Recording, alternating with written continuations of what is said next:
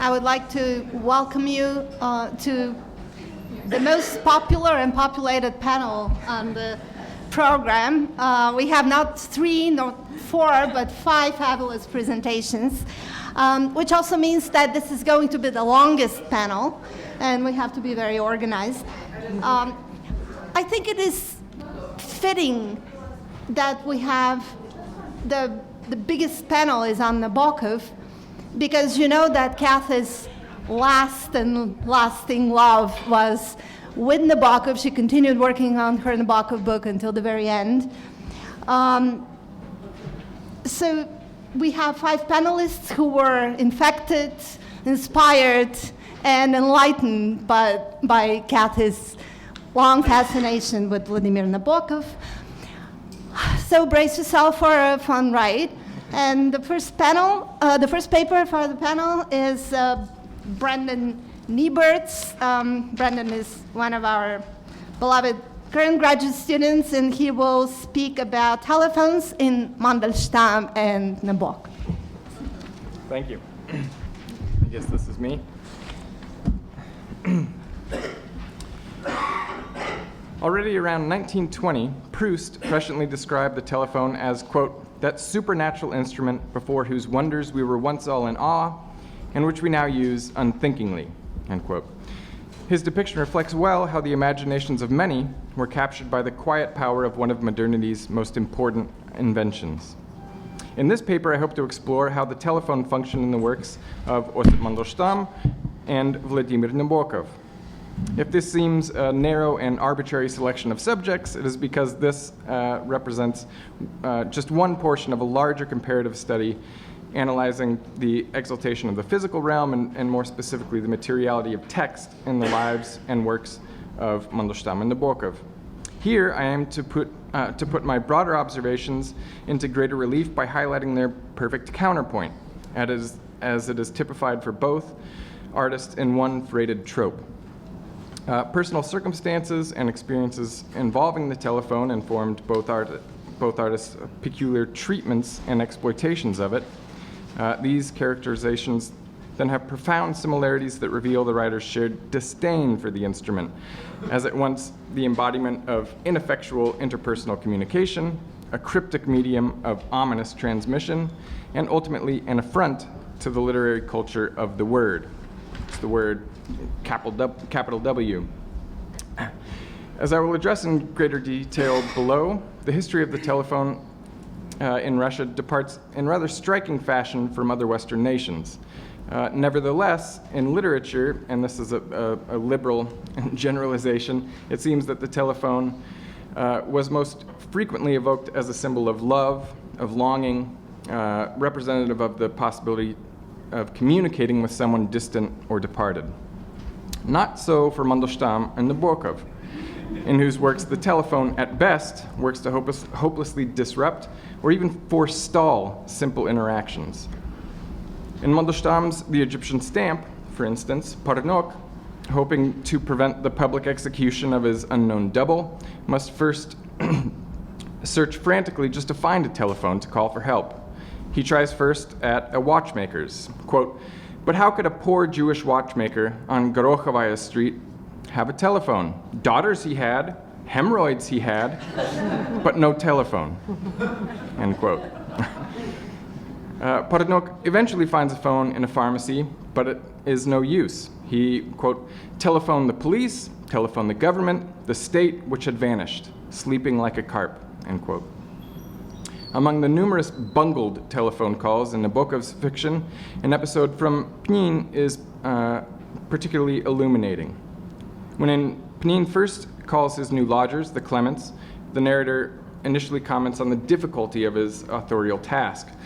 Quote, technically speaking, the narrator's art of integrating telephone conversations still lags far behind that of rendering dialogues conducted from room to room or from window to window.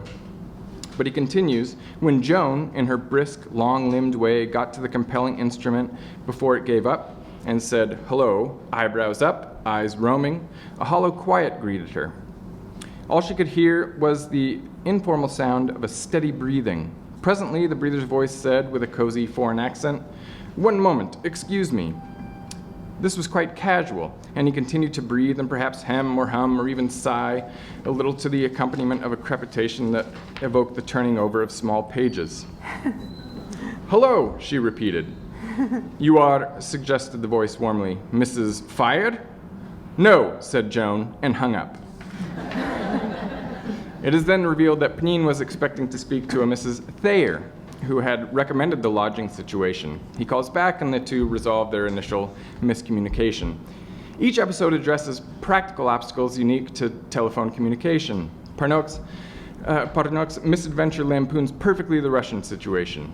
Public telephones are rather hard to come by, and even having located one, the caller can hardly count on connecting with the desired party. Pnin's experience reveals more subtle complications of realized telephone talk. That is the meaninglessness of paralinguistic cues, the odd mixture of sounds that travel over the line, the potential for one participant to abruptly dissolve the communication altogether. Taken on their own, these scenes may not seem to warrant much comment, as perhaps they simply play on pertinent phenomena of everyday experience. But the implications become more grave in light of other appearances made by the telephone in these writers' works. Even brief descriptions of the telephone as mere object suggest that it is hardly a benign piece of technology. Mandelshtam and Nabokov at times personify the instrument to an unsettling effect. Not only does Parnok's telephone fail to connect, the repulsive device, quote, terrifying as the pincers of a crawfish, end quote, seems to actively preclude any connection. Quote, telephones in pharmacies are made of the very finest scarlatina wood. The scarlatina tree grows in enema groves and smells of ink. The instrument sloughs its skin and the voice fades, end quote. In Nabokov's The Gift, our hero, Fyodor, encounters a disturbingly willful telephone. Quote, from the hall came the jangling peal of a telephone. The ringing went on and on with brief pauses to catch its breath. It did not wish to die. It had to be killed, end quote. Very different depictions, to be sure, but both in their ways ascribe to the telephone an abstract, perhaps malicious will, and they both suggest a connection to death. These associations and attributions are then reinforced and given greater texture elsewhere. The most familiar example of the potentially preternatural connections of the telephone must surely be from Nabokov's story, Signs and Symbols. In this story, the parents of a mentally ill and suicidal young man who fears, especially, quote, anything in the gadget line as evil and malignant, end quote, struggle with the news from the boy's asylum that he has once again tried to take his own life. The story ends with a series of ominous telephone calls. First, someone has dialed the wrong number, and the mother admits, quote, it frightened me. Shortly, the same caller rings again. Quote, you have the incorrect number, repeats the mother. I'll tell you what you were doing. You were turning the letter O instead of the 0, end quote. The story's final sentence reports only that the telephone rings once more, and the reader is left to suppose that this time it is the asylum calling to affirm the poor parents' terrible fears. A comparable, even more explicitly menacing portrayal of the telephone as a herald of death, and again of suicide, emerges in Mandelshtam's unpublished 1918 poem titled, what else? Telephone. There's a lot of rich and dense imagery in this poem, but I hope that my translation of the first stanza conveys the tone of the whole. In this wild, frightful world, you, midnight friend of funerals, are in the lofty, severe office of the suicide, telephone. What then accounts for the strange status of the telephone in the works of Mandelshtam and Nabokov, and what does it mean? At one level, there are some very practical but impactful realities that may have influenced these writers' treatments of the telephone. In Nabokov's case, a traumatic experience from his formative years echoes through the forbidding telephone of the fiction. The most tragic day of Nabokov's life was the day his father was killed in March of 1922. The news of his father's murder was reported to Nabokov in a cryptic phone call, where he is told only, quote, that something terrible has happened to your father, end quote. Whatever, if any relation there might be to this painful event, Nabokov maintained a lifelong aversion to the telephone. Quote, whenever possible, Vladimir shunned the telephone, notes Stacy Schiff in her study of the author's indispensable wife, Vera. Quote, delegating the foggy realm of space spooks to her, to Vera, end quote. Mandelshtam's telephone reflects common experience in Russia, where the device's history is decidedly unique. Inferior parts and indecision on how to finance a comprehensive system left the country's telephone network relatively small, fragmented, and poorly operated. Bad connections, misdirected, and dropped calls were standard fare. After the revolution, the situation was hardly improved. In fact, in staggering distinction to Western nations, where the telephone was ever rapidly becoming a more ubiquitous and democratized technology, the number of telephones in Russia was reduced by half from 1917 to 1921. Further, whereas sociologists have argued explicitly for the centrifugal and decentralizing force of the telephone, insisting that hierarchical chain of command authority structures are profoundly undermined by telephone technology, the Bolsheviks exploited it to reinforce their rigid bureaucracy. The party and its influential actors were prioritized in access to telephones. They had better equipment, personal, sometimes multiple telephones installed in their offices and even in their apartments. They had access to direct lines. Contrast this to the communalization of telephones in apartment buildings imposed on the public. In Russia, then, the telephone exposed the citizen to easier and intensified scrutiny, while at the same time enabled the authoritarian will to be implemented directly, swiftly, and with no paper trail. The full measure of this disparity and its unnerving potential was borne out in very real and dramatic fashion in the infamous phone call made by Stalin, that veritable, quote, Genghis Khan with a telephone, unquote, to quote Mandelshtam's close friend Bukharin, this telephone call to Pasternak in 1934. Having received word of Mandelshtam's unflattering poem about him, Stalin personally summoned Pasternak to the poet's communal phone to try and tease out what he thought of his fellow poet Mandelshtam. Details of the interaction aside, the episode demonstrates that thanks to the telephone, Stalin made display of the fact that he could project himself directly even into the private domestic space. While when Pasternak, having been hung up on, tried to call back, he was told by Stalin's secretary that the great leader was busy. And on that one phone call, Mandelshtam's life may well have hung in the balance. I'm really trying.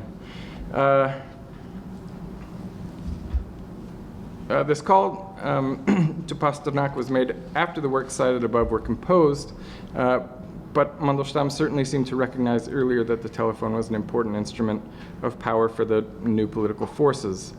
Parnok's public telephone may be impotent in the Egyptian stamp, but we also encounter in fourth prose a frightening counterpart, which seems to forecast the use to which Stalin would put the device. Quote, the V, this is Gogol's V, is reading the telephone directory on Red Square. Lift up my eyelids, connect me with the Central Committee. I find these biographical, psychological connections positively fascinating and even rather compelling.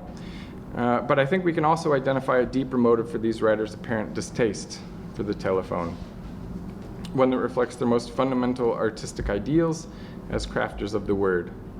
By some, the telephone is... Sorry, we have 4 more papers, so you have 10 seconds to wrap it up.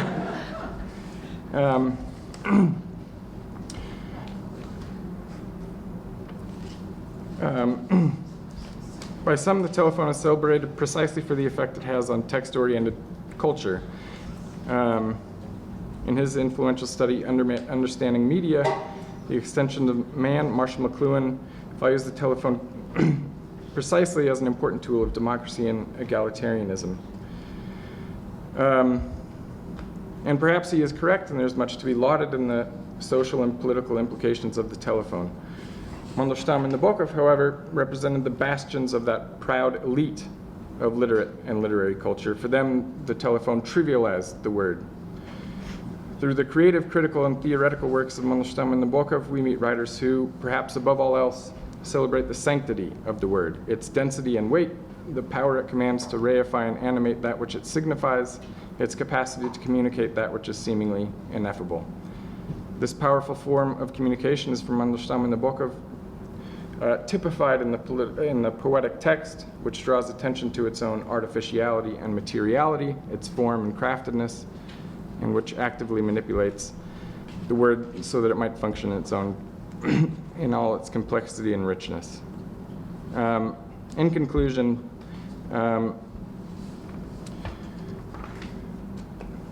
the telephone immediately harnessed in a new and unprecedented way the divine power of the word, but unfettered it perhaps to an irresponsible and dangerous degree. That is, the telephone assumed all the command of the word, but little of the accountability that comes with committing the word to paper.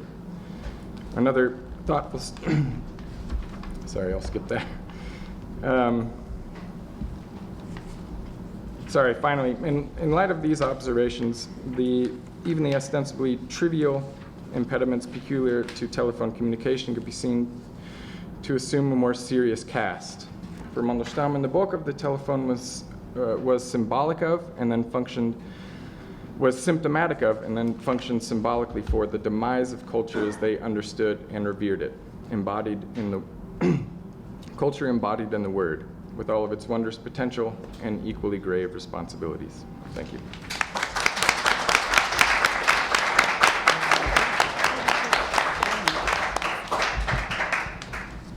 Our second panelist is Robyn Jensen from Columbia University also, and her paper is Inconclusive Evidence, Photography and Self-Fashioning in Nabokov's Speak Memory. Thank you.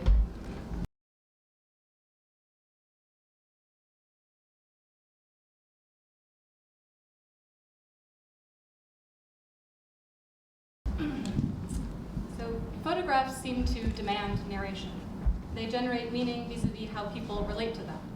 Like the purloined letter in Poe's story, it matters less perhaps what's actually in the photograph and more what people do with it, how it acts upon them, how they interpret the image's signs.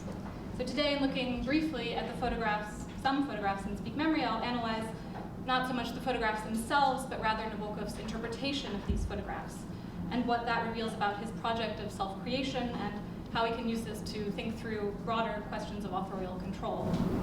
So Nabokov famously exercised great control over his image.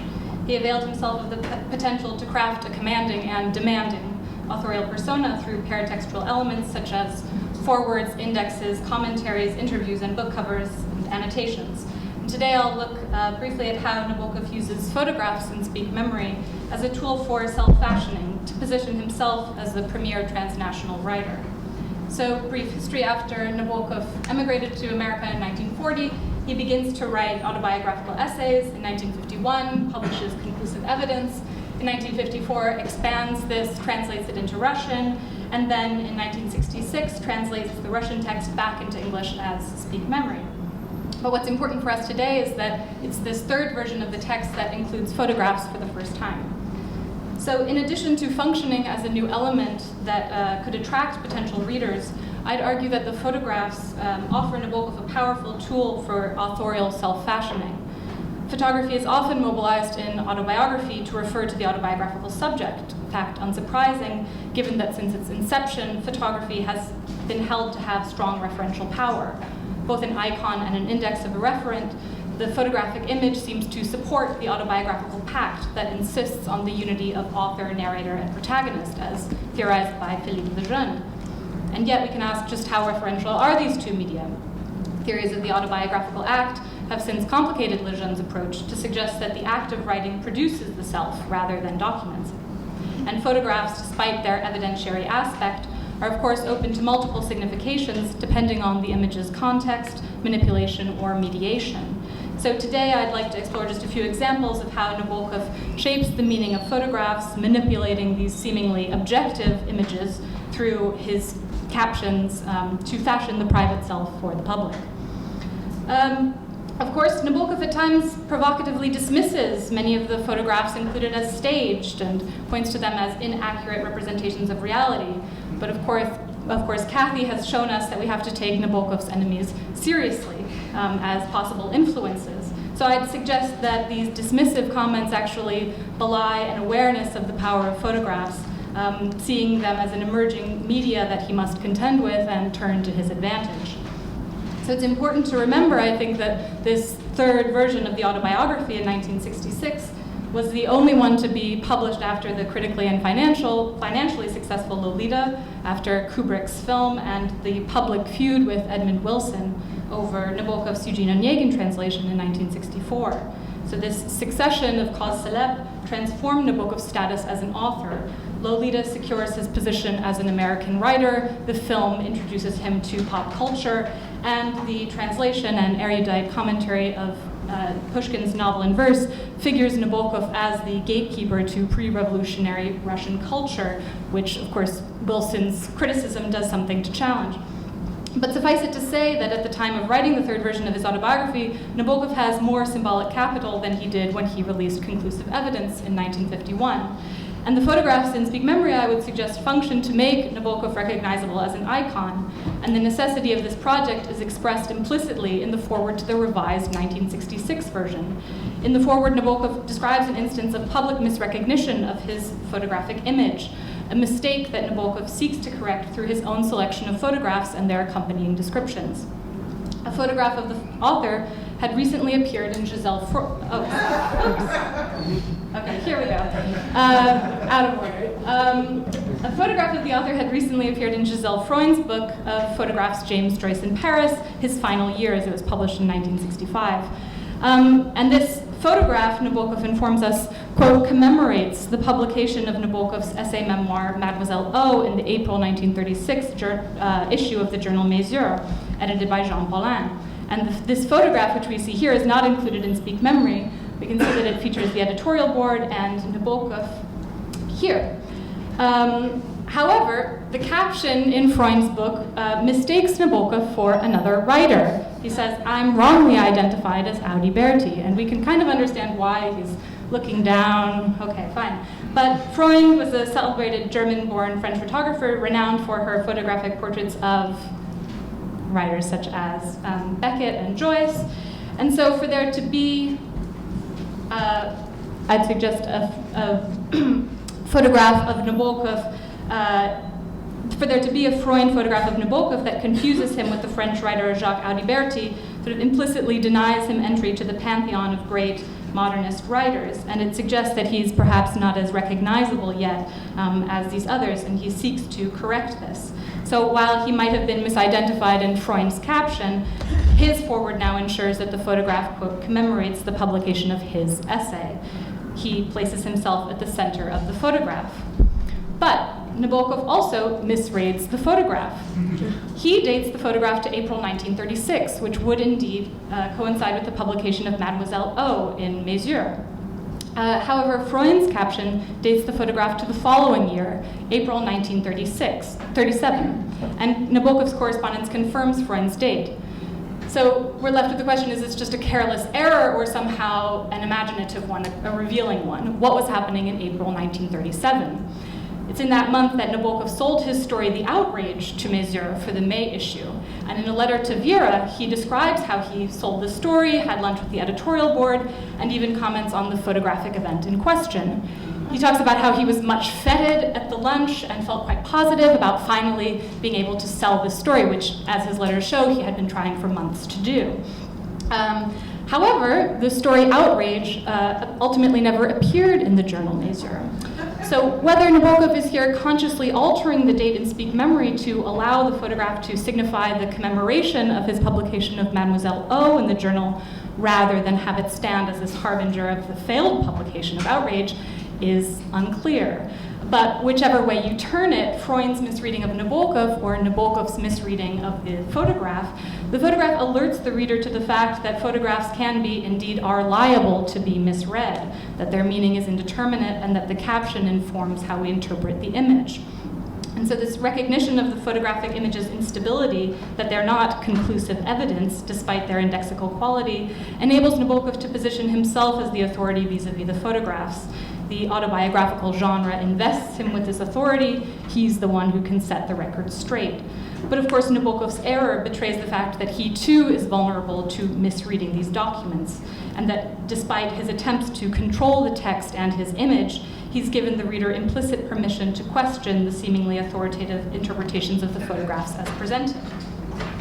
Now, I'd suggest that in addition to amending the caption in the foreword, Nabokov continues to engage with Freund in his selection of photographs. Several of the photographs of Nabokov offer an authorial portrait of the type denied him by Freund. One such image pictures him at his desk, and this extensive caption guides our reading of the photograph. And please don't be put off by this kind of wall of text. That's kind of the point, right, that they're... So I'll just highlight certain bits. He emphasizes that it's unposed. He didn't notice that his wife took this snapshot. He notes the date, the novel that he's writing, which ties in with the tablecloth, the chess pattern. He highlights the family photographs, the pen holder, the dictionaries, the setting boards linking us again to the butterflies. So essentially he's training the reader to associate certain symbols with Nabokov, right? Pens, butterflies, chess, dictionaries. This would seem to be the authorized icon of Nabokov. And the photograph itself is similar in composition to several of the photographs of writers in Freund's book. Here is Jean Paulin, who was indeed the editor of the journal Mesure. But moreover, his caption sort of transforms this incidental photograph taken, as he puts it, at a single point in time, into a photograph that can summarize his entire career. As he emphasizes, the photograph was taken on a specific date, February 27th, 1929, when he's writing the Illusion Defense. But through the caption, the photograph's indexical quality is not delimited to this specific point in time and space. The pen, Nabokov's chief tool, seems to know no temporal boundary. As he writes, "The end of my robust, dark brown pen holder, a beloved tool of young oak, that I used during all my 20 years of literary labors in Europe and may rediscover yet in one of the trunks stored at Dean's, Ithaca, New York, is already well chewed." So this proleptic aside about the pen holder anticipates the rest of his career in Europe and his second emigration to America. Nabokov, of course, does not believe in time, and the caption encourages us to see this photograph as an eternal image of the author. So these are just a couple brief examples of how photographs work in the text.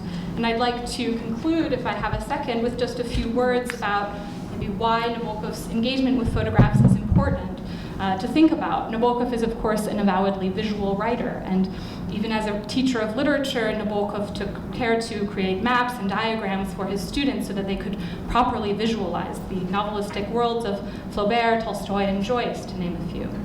So, moreover, the creation of these images of Emma Bovary's hairdo or Anna's train compartment suggests that Nabokov almost sees himself as sharing or partaking in those authorial visions.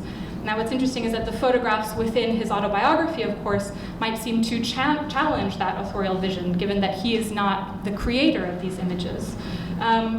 They assert a kind of alternative vision or introduce a different voice, perspective. But by writing, of course, these extensive captions, and by the way, the drafts that survive show that he, as he continued to work on the manuscript, expanded these captions. Initially, they're very perfunctory, but he realizes suddenly the power of these captions, what he can do with them. So through these captions, he begins to assert himself as the true author of these images. He reserves the right to give context, highlight details, and set their true interpretation. Essentially, he tries to gain control over the proliferation of his image. But the question, of course, is whether the photographs resist these readings, whether they speak back. Thank you.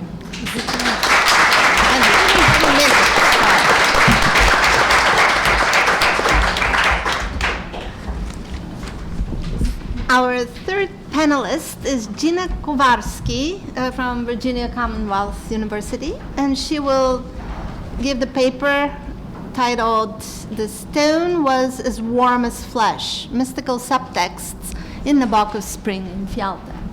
Yes.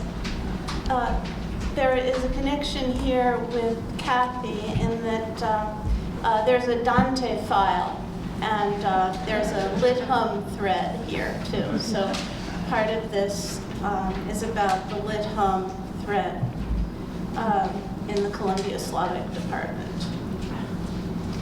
In Spring in Fialta, Nabokov's 1936 story, one of his favorites and which he translated into English for the 1956 edition of the short story collection, Spring in Fialta.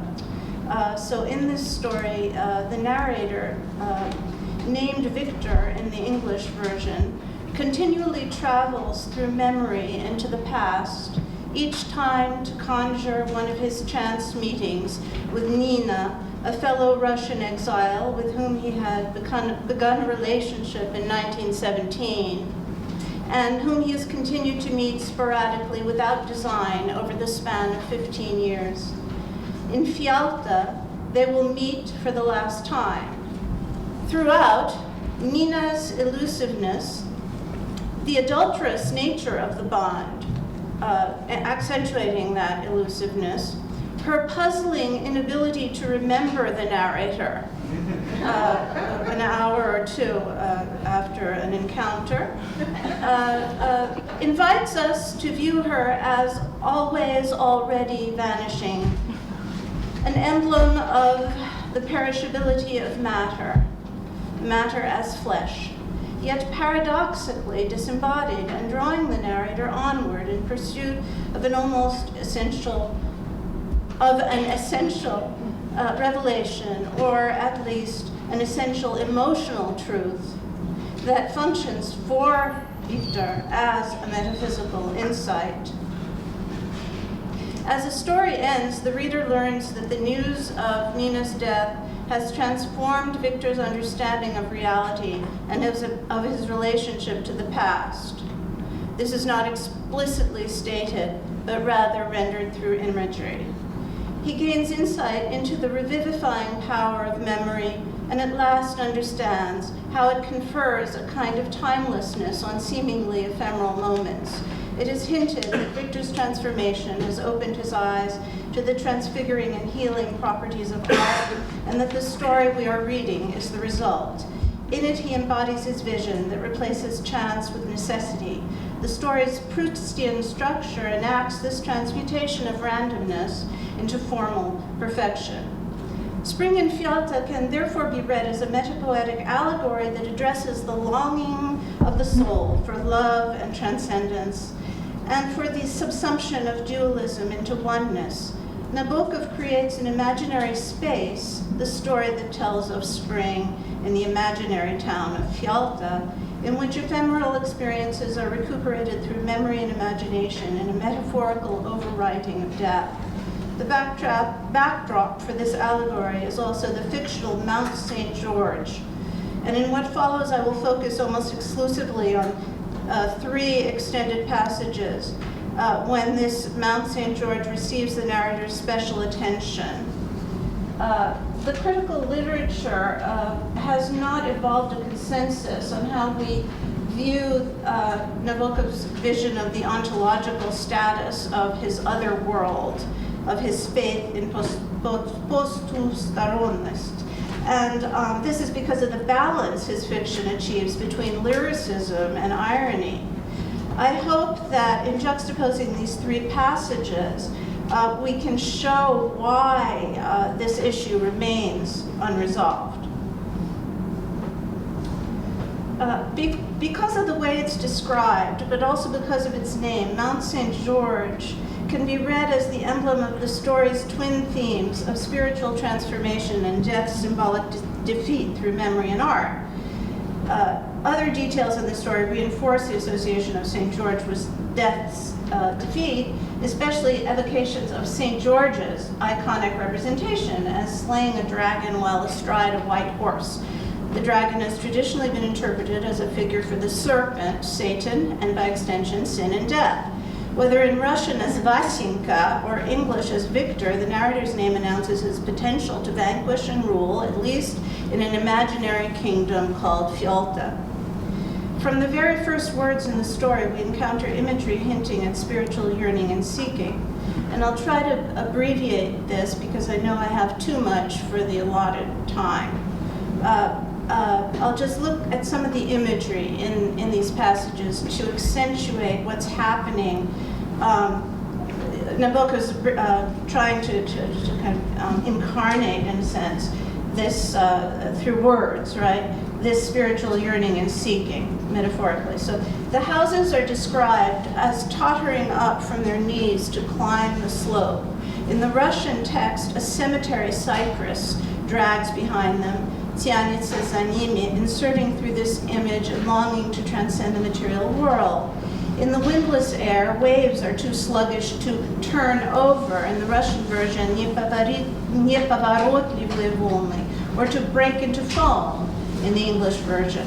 The mountain, for all their cultural associations as sites of sublime revelation, in this case is blurred and remote. Postcards of the mountain offer outdated simulacra, a detail that hints at difficulties of capturing something essential and timeless through perishable fallen means. The image hints also at the difficulty of living in time. Representations like postcards fall short even as they seek to memorialize, falsely reducing the original, or substituting absurdly dissonant simulacra. As the narrator shifts from this description of the setting, the language further elaborates upon these hints. I was happy to be there again in Fialta, to trudge uphill in inverse direction to the rivulet of the gutter. And underfoot is the old slate blue sidewalk which retained here and there a fading memory of ancient mosaic design. As has been noted in the critical literature, this metaphor foreshadows the theme of fragmented memories and their recuperation through art that will be the story's main focus. At the same time, the image again reminds us that wholeness is elusive. Spring in Fialta's beginning and ending echo each other, but with differences. The beginning alluded to immanence and the search for transcendent understanding. The lyrical closing passages suggest such understanding has been achieved. In a famous passage that I'll read as quickly as possible, this, despite not wanting to do so, but such is our life and time. The stone was warm as flesh, and suddenly I understood something I had been seeing without understanding. Why a piece of tinfoil had sparkled so on the pavement, why the gleam of a glass had trembled on a tablecloth, why the sea was a shimmer. Somehow, by imperceptible degrees, the white sky above Fialta had got saturated with sunshine, and now it was sun-pervaded throughout, and this brimming white radiance grew broader and broader, all dissolved in it, all vanished, all passed. Such language evokes mystical experience of the oneness of time and eternity and implies a transfiguration of perishable matter into the radiance of spirit. Once again, Mount St. George is in view, now contemplated in the distance from a terrace, after Nina and Victor have climbed up some stone steps. In this story, she often leads as he follows her Pushkinskie noshki, translated as lyrical legs, into the past, but also beyond temporality altogether.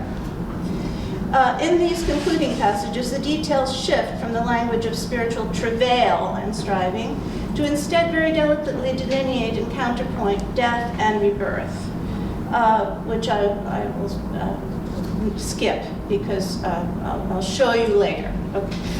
This description of Mount St. George also rewrites the detail encountered in the first description at the beginning about the cypress, that in the Russian version was a cemetery cypress, and in the English version was leading the way. Now the description connects the cypress to art's role in bringing into being a harmonious vision. The cypress is still solitary, but it seems no longer to be leaning. Rather, it has transcended its material form. Now it resembles the moist twirled black tip of a watercolor brush. But what of the story's third extended passage devoted to Mount St. George? Victor's and Nabokov's demonic double, the infernal Ferdinand, who, by the way, is very good at telephoning. Nina's husband, to whom the narrator believes she is bound in a kind of shared prison sentence, and whose writing the narrator disparages.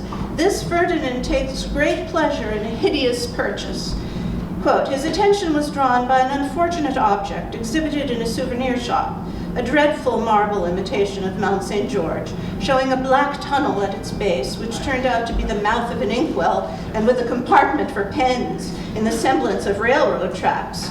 Open mouth, quivering, all agog with sardonic triumph, He turned that dusty, cumbersome, and perfectly irresponsible thing in his hands, paid without bargaining, and with his mouth still open, came out carrying up the monster.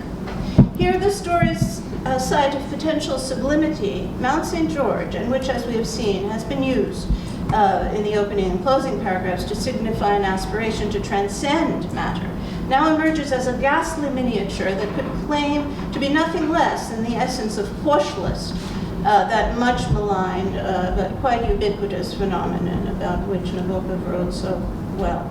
The description of the unfortunate object hints at Nabokov's own ironic deconstruction of his project in this story, and in much of his other fiction. The unbeautiful marble replica, created in stone, hints at the project's difficulty by hinting that the business of capturing memories in books to be sold may be on a continuum with the Poschlust of selling sublimity as a miniature reproduction of a tourist attraction. The inkwell may be monstrous also because it implies that wayward pens should rest cozily on a bed of railroad tracks, or monstrous for the way it has married pens to railroads and thus to linear time, instead of allowing imaginative flights and envisioning time as circular.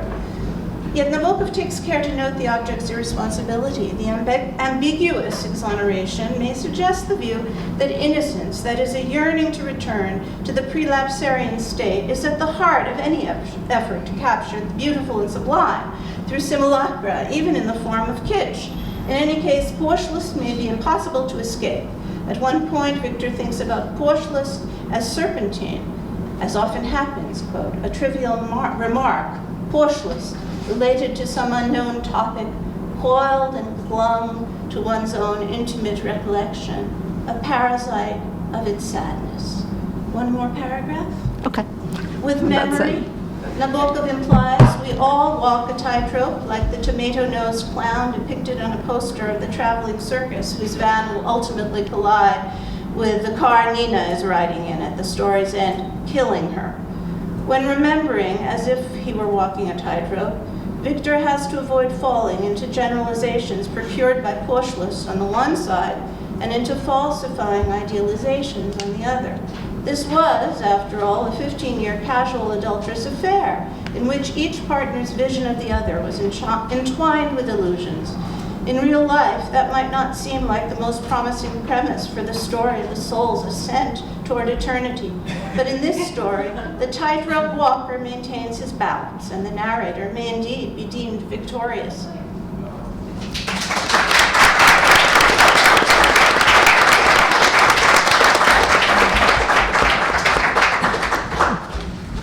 I'll just demystify the mystery of the clock. So this is the 10 minutes and this is the 2 minutes. So I'm turning them around. Next we'll hear from Kathy's dear friend Carol Ueland from Drew University, who is going to speak on Alexei Zver'ev's biography of Nabokov. Okay. This is the problem that happens when you send your slides before you know the order of the points you're actually going to make. So let me get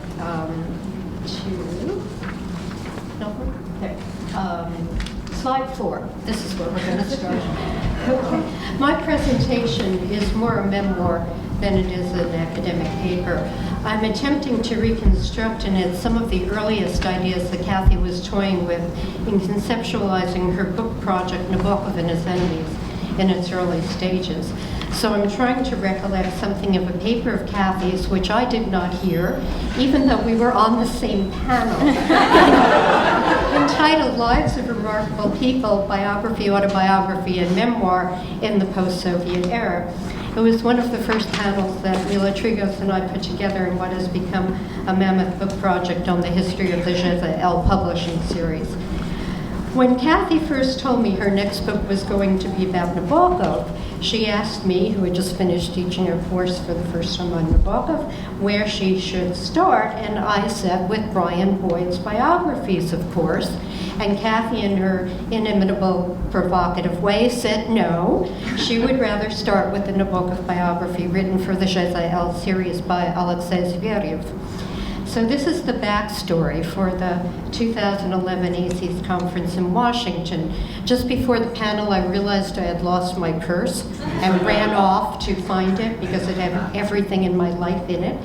And so I never actually heard Kathy spoke, but I returned in time to give my own paper. Since Kathy's death, I, among others, have been hunting for the remaining extant pieces of Kathy's projected Nabokov book. Alla Rachkov came across a single page of Kathy's talk on Zver'ev's biography, and I think that was all she had ever written down of it.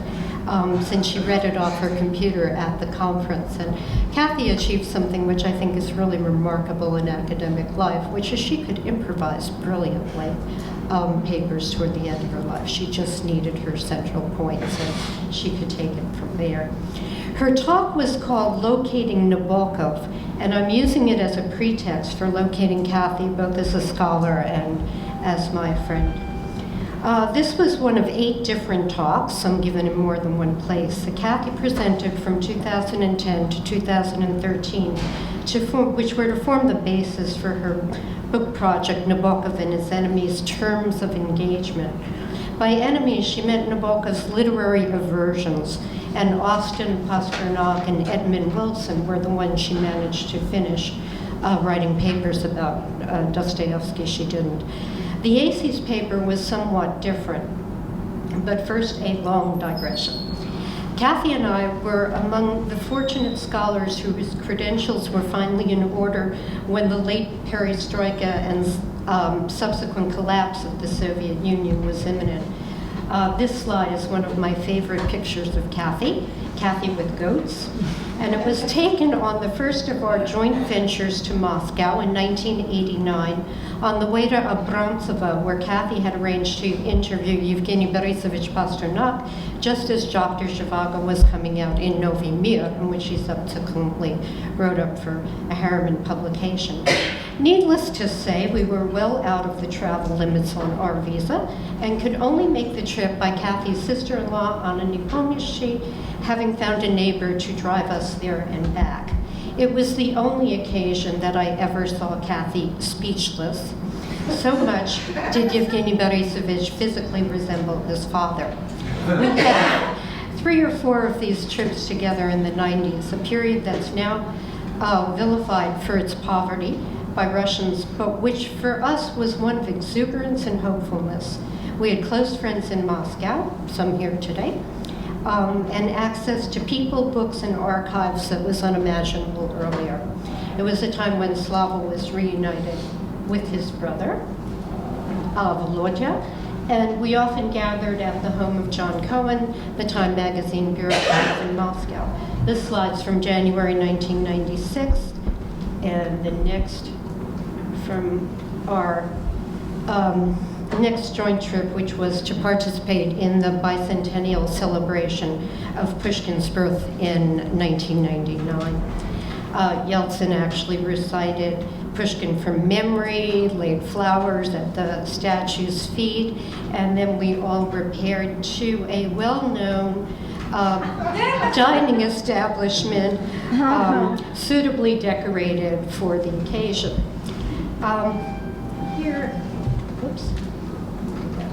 Here Kathy has just given her paper on Pushkin at RGGU. I had given one earlier on the celebration of Pushkin in 1937 by the Russian emigre community in Harbin at the Lycée. The figure in the background was a seminal person in both our lives, Galina Andreevna Belaya, then the Dean of Humanities at RGGU. She would have us over to her apartment, hug us, and say, "Девушки, я ваша московская мама," and feed us blini. I remember one night sitting at her kitchen table with Kathy, placed between Victor Ehrlich and Yuri Munn, who were discussing Mayakovsky. We were in Slavist heaven. RGGU was populated in the 1990s by scholars who were drawn from older institutions looking to form a more progressive type of university. Alexei Zver'ev was one of those people. Let me go back to the beginning. There. who came from Imli to join the emigré faculty. Kathy and I both got to know him well. It was a period of access to accomplished Russian scholars that was quite new in many ways. I mainly financed my trips by taking student groups, but since I didn't have enough advanced language students to subsidize a group, I did a culture course and invited those scholars who had the English language skills to lecture to my groups. Zver'ev was one of those scholars, and although he wasn't a Bulgakov specialist, he gave us a fascinating talk on the uses of marginalia in the personal copies in Stalin's library of Bulgakov's plays as a way of understanding their interpersonal relationship. So in her talk on his biography, Kathy started with a short synopsis of Zver'ev's life and his works. He was born in 1938. He was an American literature specialist who was at Imli from 1974 to 92, and then taught at RGGU from 92 on, and served as deputy editor of Vaprosi Literatury from 2000 to 2003, the year of his death.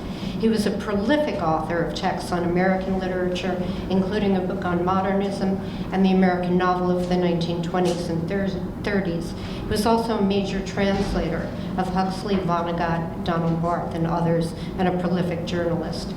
Beside the Nabokov volume, he was also the co-author of the Jensen biography of Tolstoy, and for another of the Molodaya Gvardia series, the Zhivaya Istoria series, he wrote a book on the everyday life of the Russian immigration in Paris. His Nabokov volume, In the Lives of Remarkable People, first came out in 2001, and then has been reprinted several times with variant covers. The original here had two geographic locations, Petersburg and Montreux. We can tell what geographical location is missing. And the version that Kathy owned was this one, which has butterflies and chess. This edition was brought to Kathy just before the conference by Nadezhda Gina. And in imitation of Zver'ev, it's the marginal notes that Kathy made in this copy that I've been looking at that I want to turn to. In her talk, Kathy noted that Zver'ev had listed in his bibliography the major Western biographical studies of Nabokov in English, including Boyd, Field, etc., but mainly continually references the two versions of his autobiographical writings, Speak Memory and Drugie Berega, noting carefully any discrepancies between them. But as Kathy notes, he also cautions against not only using the fiction, but Nabokov's memoirs as reliable sources, and quotes, Nabokov's reader must renounce from the outset questions regarding the boundaries between Mimosine and the story, unquote.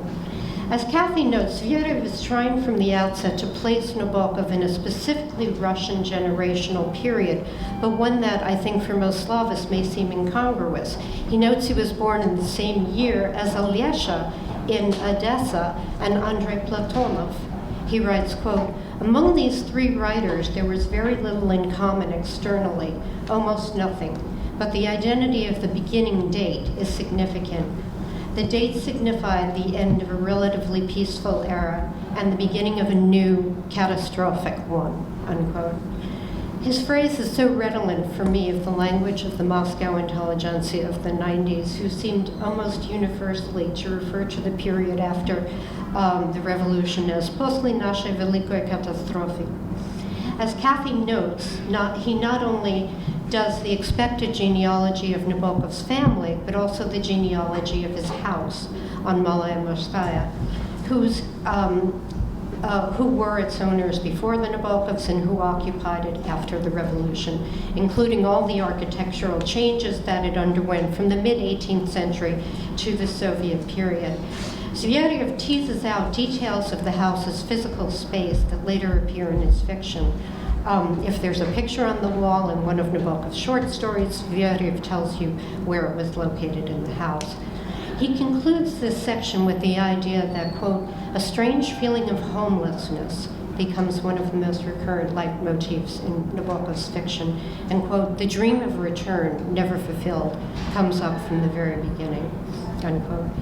Kathy's conclusion to this brief discussion is the query of whether Zver'ev, quote, is trying to tie Nabokov to Russia, and in particular to the Russia before the catastrophe, end quote. Here's what's written of her paper ends, but the book does have her marginal comments, which points us to other things that sparked her interest. She marked the book only with light check marks in pencil and occasional comments in the margins, but they provide something of a guide to what she approved of. As Kathy writes, Zver'ev, quote, was not avoiding whimsical speculation about the intersecting lines of history and culture with Nabokov, unquote.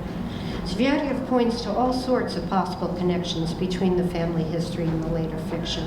While Vladimir Nabokov wrote mostly about his patrilineal, his paternal lineage, his mother's family, the Rukavishnikovs, were the source of their huge wealth, especially her great-grandfather, who was a Siberian gold producer and millionaire.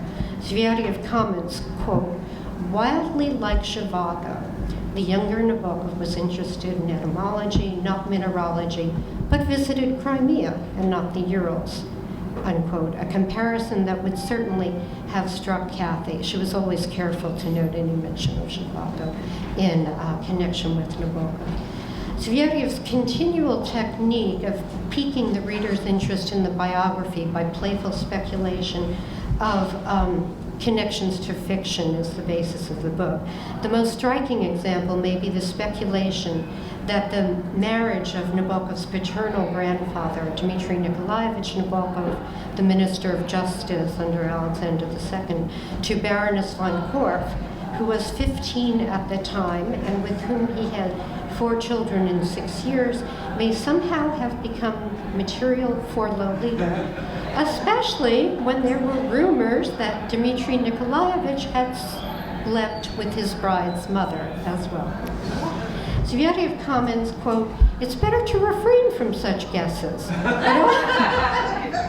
but all the same, there are definite conclusions to propose that Nabokov's constant hatred of Freudianism is somehow connected with this story, unquote. One section that Kathy writes in the margins about is the story of Nabokov's cousins, the Falsvines, one of whom had built a zoo of rare animals on their estate in Crimea, all of whom were senselessly slaughtered by red sailors, as described in a story by Honan. Kathy notes that this was a story that she had heard from Irina Letkovsky, who is the great-granddaughter also of Dmitry Nikolaevich Nabokov, the minister, and whose grandmother, Lydia Falsvine, is described carefully in this section. Judging by where her marginal checks and notes end, Kathy never read Zver'ev's work to the end. She seems to have stopped reading after the period describing Nabokov's life in emigration. But she found out how a Russian scholar would locate Nabokov in the Russian context, and that's what she wanted to access first. Kathy and Alexei Zver'ev were mirror images, a Russian who explained English and American literature to Russians, and Kathy, an American who explained Russian literature to American students. And she had great respect for that middle position. Kathy loved the detail, the gossip, but her book was not going to be a biography. Between Boyd and Zver'ev, that approach had been exhausted. What she was trying to get at in Nabokov, His Enemies, the question that appears in her notes is what literature meant for Nabokov. His enemies represented what it was not for him, narrative laden with ideological baggage. But was it more than pure aesthetic bliss? In the atmosphere of the increasingly dismissive attitude toward the humanities from 2010 to 2013, Kathy's unfinished work was centered on this question. While we'll never have her definitive answer, her unpublished manuscripts give us intriguing glimpses of her pursuit. Thank you.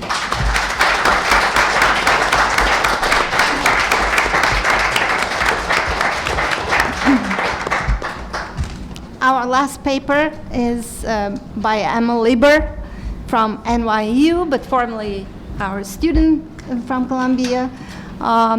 And the title is Nabokov and Freud, a conversation with Kath. Thanks. So in classic psychoanalytic fashion, I will analyze the defense first. The defense is writer's block. I titled this paper A Conversation with Kathy because Kathy and I always meant to have a conversation about Nabokov and Freud. We would run into each other around campus, and I would walk her wherever she was going, and we would talk about other things, and then promise that on our next walk, we would finally have the Nabokov-Freud talk.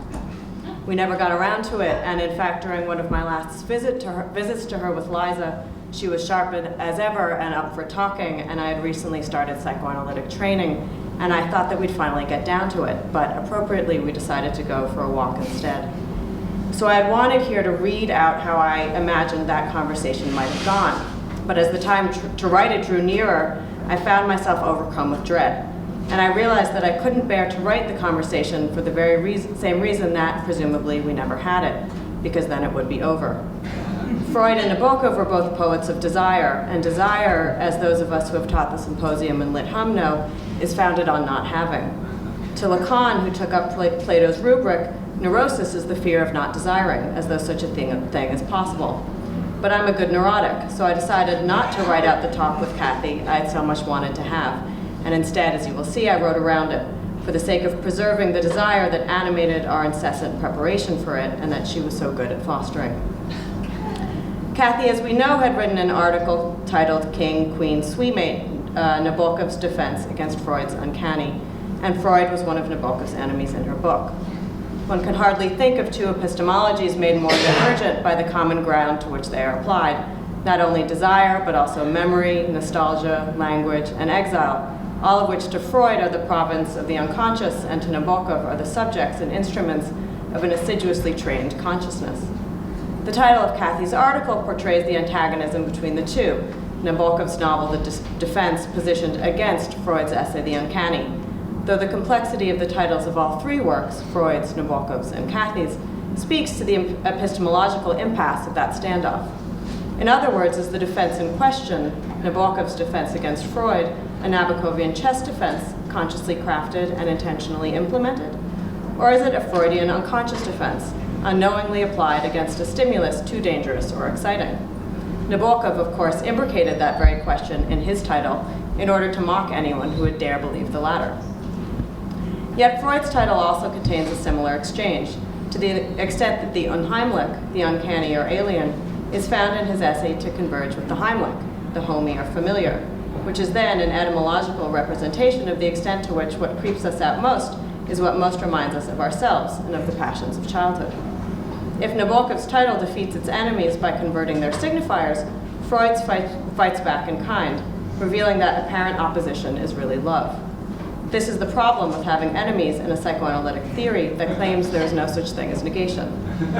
Nabokov rejected psychoanalysis as he did all forms of what Jennifer Shute calls totalitarianism of meaning. Yet it is hard not to see Nabokov's own authorial tactics as a form of dominion all its own. And though the expanse of his rule is comparatively reduced, all he claims to have dominion over is his own story, one can't help but hear his discomfort with what is properly democratic about psychoanalysis. That is, that it teaches us that every dream is brilliant, that we all, not just the Nabokovs among us, play stunning games with language all the time, though we may not know it, that in our unconsciouses, all of us are geniuses. Lila de la Durante writes that the central problem that Freud posed for Nabokov regarded the matter of the detail, since to Nabokov's mind, quote, a system of psychic substitutions denies the particular detail its rich, brimming life. Kathy picks up this notion and suggests that the site of Nabokov's attack against Freud and the defense inheres in the detail of the peach stone, which Nabokov, in the epigraph, claims to have gifted to Luzhin from his own garden. As the marker of the unrepeatable individuality of both author and character, and of the intimate, unmediated traffic between them, the peach stone, as Kathy writes, represents, quote, a way out of the loss of free will that psychoanalysis threatens. The peach stone represents everything the psychologist cannot penetrate in the work of art or take away from the author. It is, so to speak, unimpeachable. To Nabokov, Freud's problem was that he was not a lover of details, which means that he had not only a bad aesthetic imagination, but also a bad scientific one. And indeed, Durante gives, as an example of this, Freud's imaginary case history of Leonardo da Vinci, which hinges on an interpretation of the meaning of a vulture in a childhood fantasy reported by da Vinci in his diary. In the interpretation, based in part on cultural references to the vulture across cultures and time periods, the vulture has something to do with both fellatio and mothers. Yet, as Durante tells us, although Freud quotes from da Vinci's notebooks in the original Italian at other times, for the detail of the bird, quote, he unaccountably relied on a German translation of a Russian novel, which integrates the diary into its plot. The joke here is that the novel had mistranslated the species of bird in da Vinci's fantasy, which, in the original diary, turns out not to have been a vulture, but a kite. There goes the case history. One can hardly imagine a scenario more ripe for Nabokovian ridicule. The psychoanalyst making proclamations about the sexual preoccupations of a long-dead artist based on a German translation of a Russian biographical novel that mistranslates an Italian word, thereby replacing one species of bird for another. The significant specificities of world, life, and text confounded and confused for the sake of a delusional theory. The artistic genius whose legacy is subjected to these vulgarities. Freud here is any one of Nabokov's characters. One might speculate that there is a sexual anxiety at stake on Nabokov's part, especially as it concerns the violation of the artist who is too dead to fight back, if one weren't so fearful of the author's post-mortem retaliation. Clearly, as a psychoanalyst in training, I have a horse in this race, though it's hard not to be swayed by the evidence. And yet, if evidence is the contested site here, we would do well to ask what the place of evidence is in psychoanalysis without glossing over its complexity. Psychoanalysis is very much an art of specifics, the specificity of a person's history, of her vocabulary, of her unconscious formations, the astounding significance of the detail, the slip of the tongue on which an entire case can rest. The problem for a Nabokovian is that these details insist unpredictably and uncontrollably, and that they come out in uncontrollable ways, that they are apprehended with a hazy, free-floating attention rather than with clear-eyed perception or assiduous research, and that they testify to the suggestion that accuracy itself is a defense or a trick. Freud was not always his own best self, especially when he played the part of the sleuth. Yet in the audacity of his faulty research, we should hear the admission that, of course, he was all along writing a kind of fiction that also revealed a kind of truth. Thus, if psychoanalysis is an art of the detail, it is not, at least to me, a practice that has anything much to do with research. Like some others, I think that Freud's best self was articulated by Lacan, who was famous for his invectives against most other psychoanalysts of his time.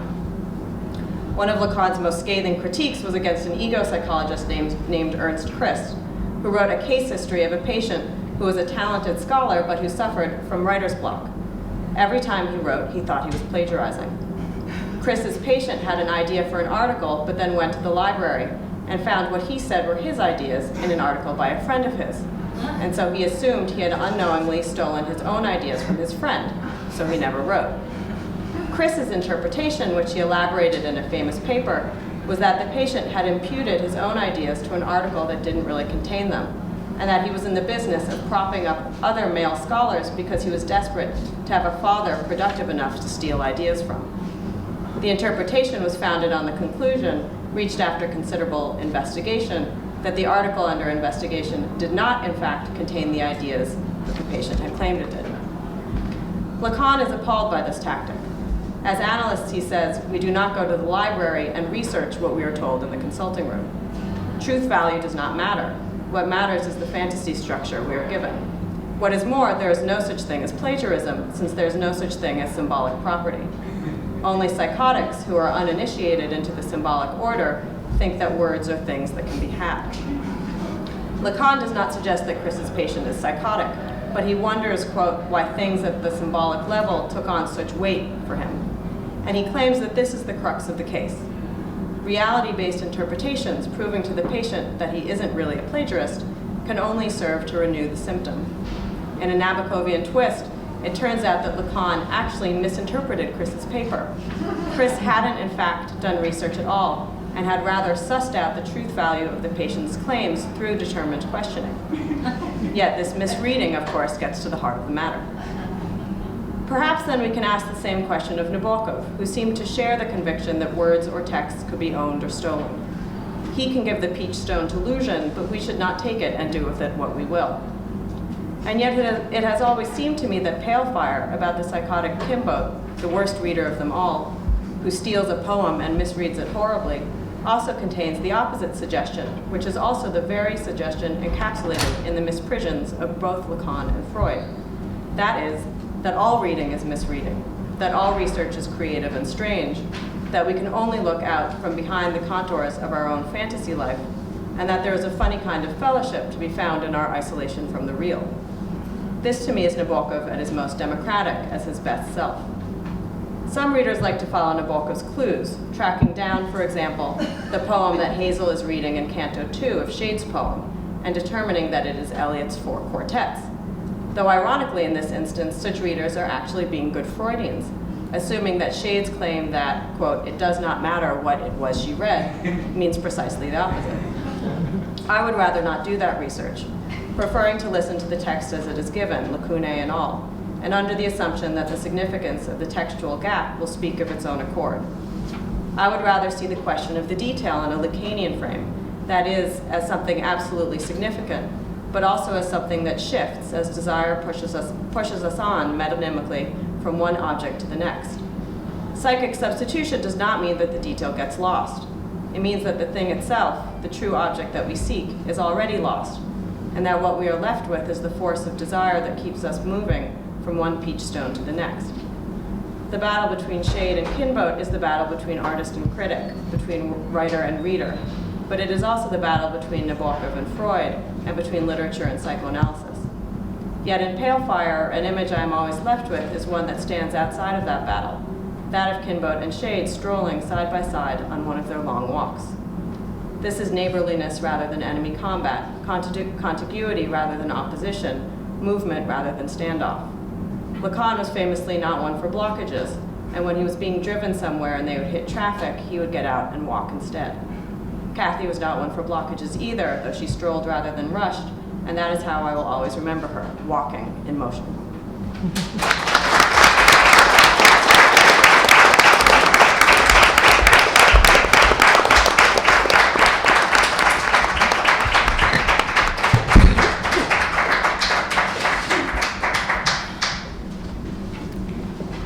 I'm sure you have a lot of questions about these wonderful papers. We have about 15 minutes, so please introduce yourselves when you ask the question or make a comment.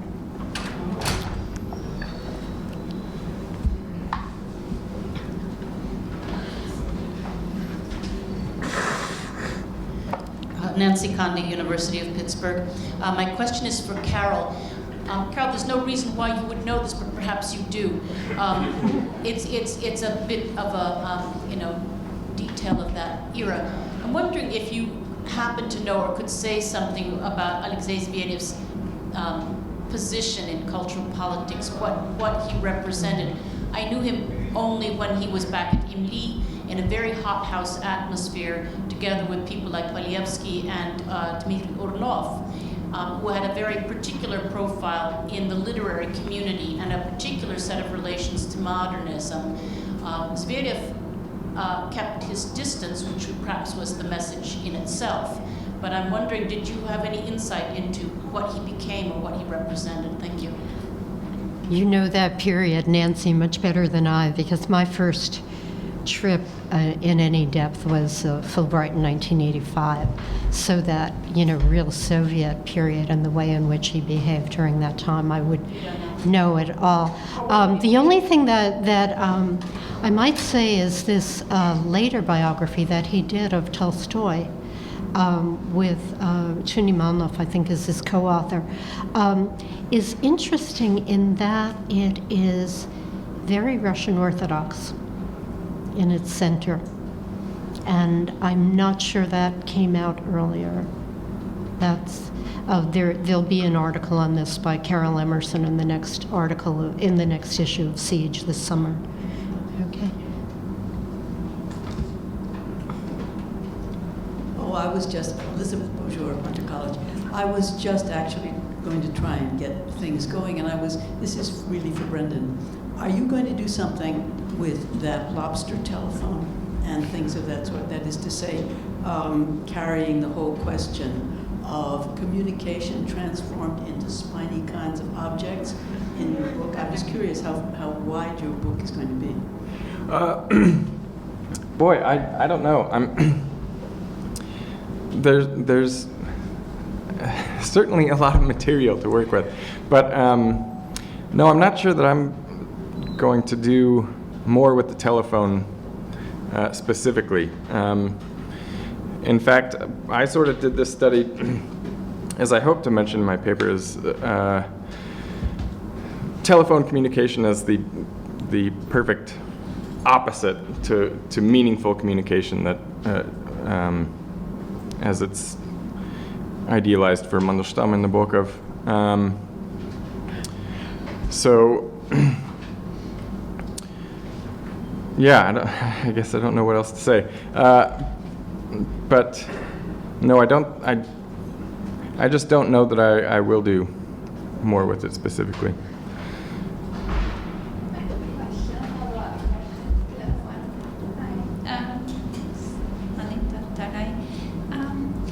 Some of your examples on the phone struck me in a way very similar to Shklovsky's concept of a literary device that aims at retardation, right?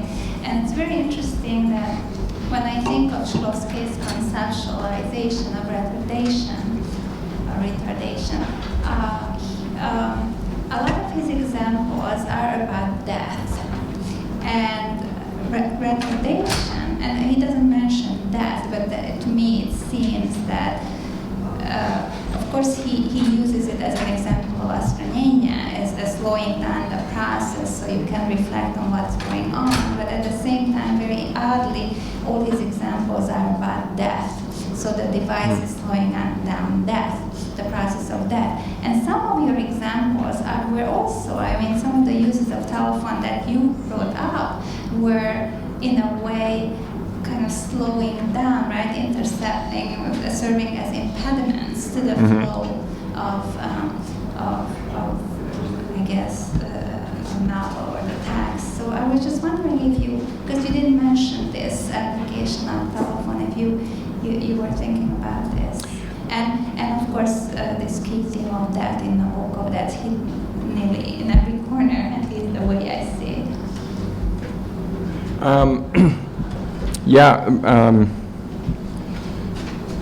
No, it's just something that I think you bring up an important theme, an important topic. It's just, no, it's not something that I was thinking about in my writing. So I guess I just don't have a fruitful answer for you right now.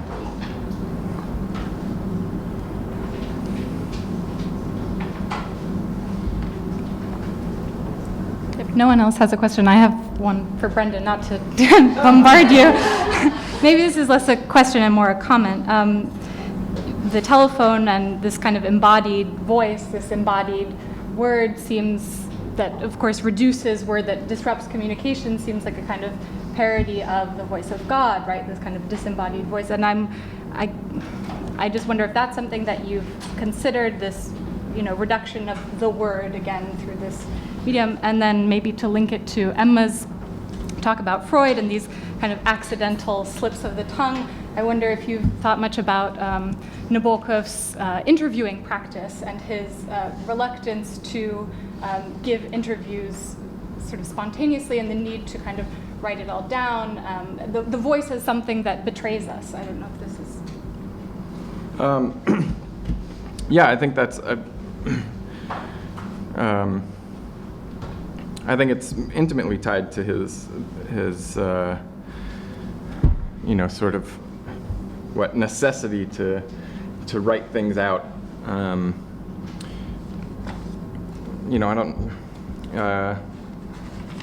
think I passed over the quote where he says, there's a passage recorded by Stacy Schiff, where she says, on the telephone, Nabokov said that he forgot half of what the other person said and 7/8 of what he had said himself. Right? So, yeah, I think there's, I think for him there's something in specifically in the materiality of text, of committing the word to paper. And this is a question I'm trying to work out in greater depth in my dissertation. But to just to vocalize something and not have any record of what one is saying, I think is for him dangerous in a way.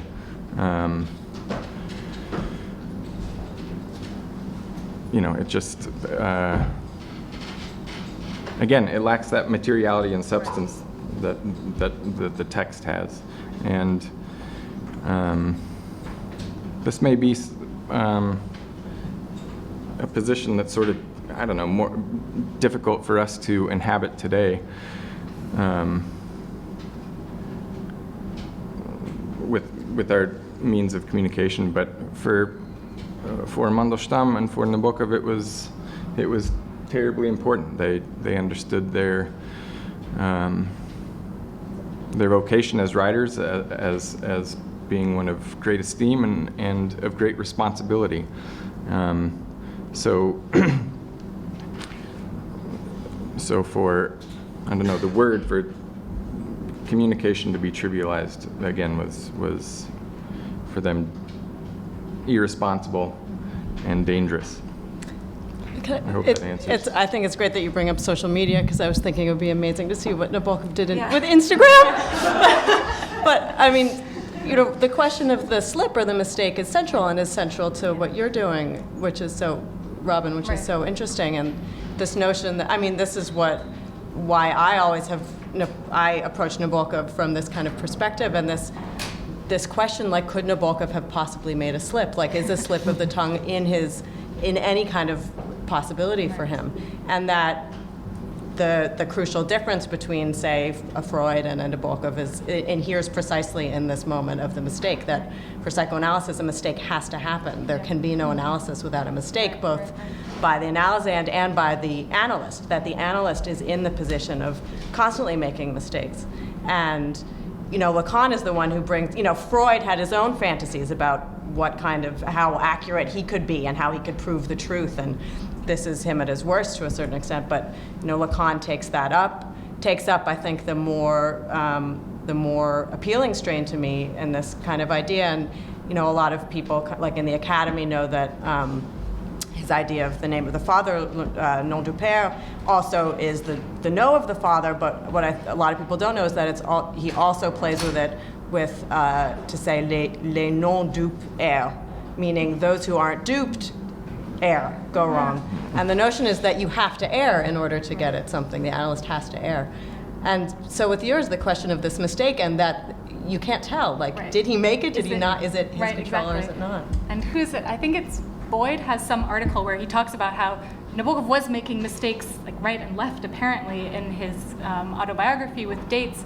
But then, of course, Nabokov also, when he was working on the commentary for Eugene Onegin, points out, saying, well, a mistake is a mistake, and it's an illuminating one, and we can't ignore the fact that perhaps it's there on purpose. So yeah, I think we can maybe tease out these errors as, you know, imaginative ones and illuminating ones. Chances from Princeton University. What you were saying, Emma, I thought really interesting in terms of the slip-up having to do with the defense. So here's Nabokov pointing us away from Freud. And yet if we look at what happens with Lucian, I mean, he is, in a sense, very Freudian in terms of, you know, he doesn't want to grow up. The whole thing is the defense against, very Freudian, building this defense against growing up, both as a person and also as a chess player. Yeah, and that's, I mean, anyone Kathy plays with that very much in what she's doing. The question then becomes, does Freud, or does Nabokov lead us in that direction as a red herring to say, oh, you you want to read it this way, but no, this is me, this is me, this is me, and then thereby gain control of it. But you can do that switch back and forth over and over is the problem. And where you come out. Yeah, I have thought to myself at times, well, fine, if Nabokov may be the only person who, when he says he doesn't have an unconscious, just take his word for it, because what are we supposed to do? You just can't win.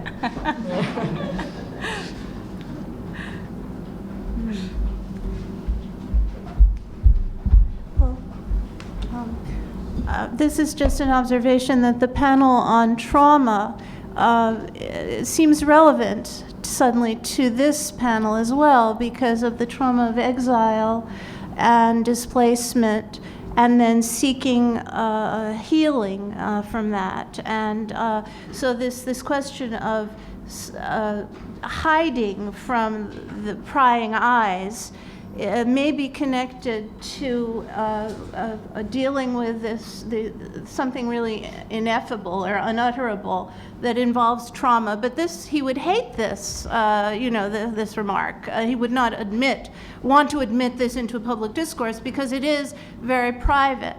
But it's just a reflection that there may be something to be said about the trauma theory aspect.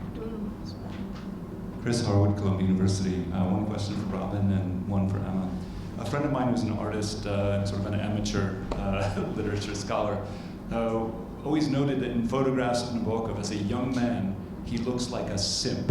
And the older he gets, the more sort of sly and diabolical he looks. And I'm wondering if that's something that you've observed and if you think it's part of the stylization, as perhaps simply as he got older, he got more conscious of cameras around him and how he wanted to portray himself. And the question for Emma is whether you buy into the Asperger hypothesis about Nabokov, and if you do, does it affect how you read his relationship to desire or any of these things? Sure, I'll start. I love the idea of charting the trajectory of Nabokov's evolution as behind the camera or in front of the camera. But I guess what I would say off the top of my head is that in the childhood portraits, it's very much the aesthetic of the staged portrait. I think to a large extent he's just abiding by the genre of the staged portrait. But it's interesting, I think you're right that he begins to understand the way that you can kind of manipulate the camera. He certainly tells his photographers all sorts of ideas of what would look best. There's a lot for when he was shot going butterfly hunting. He has kind of extensive, well, maybe not extensive, but correspondence with the photographer saying, nobody's ever done this before, but I have great ideas. It's going to be very difficult, but I know that we can do it, and if you catch me like this, it will just be spectacular. And so he's, I think, definitely crafting it after a while, and it's kind of fascinating to see. Owning the perspective, yeah, right. This need to be the author of the photograph, even if he's not the photographer. So the diagnosis is that Nabokov was obsessional. And this is when I get struck by lightning. But, the obsessional as interested in control, but more interestingly, in a way, if the hysterics question to Lacan is, am I a man or a woman, the obsessional's question is, am I alive or dead? So it's always something that circles around death. And the obsessional as someone who doesn't like the unconscious. Because it is precisely the mark of their uncontrol. Whether this is used, but you can't do this. You cannot do this. But, it's interesting to, I think, place it also in the context of trauma.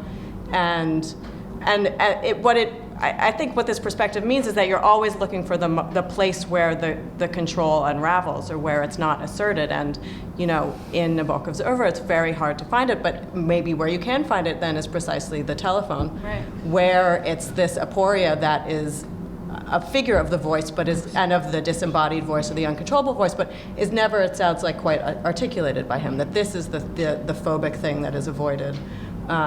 So maybe this is the place to plumb. I don't know. Yeah. And on the screen, you have a butterfly. And I think this is the perfect place to stop. Thank you very much, and there's lunch.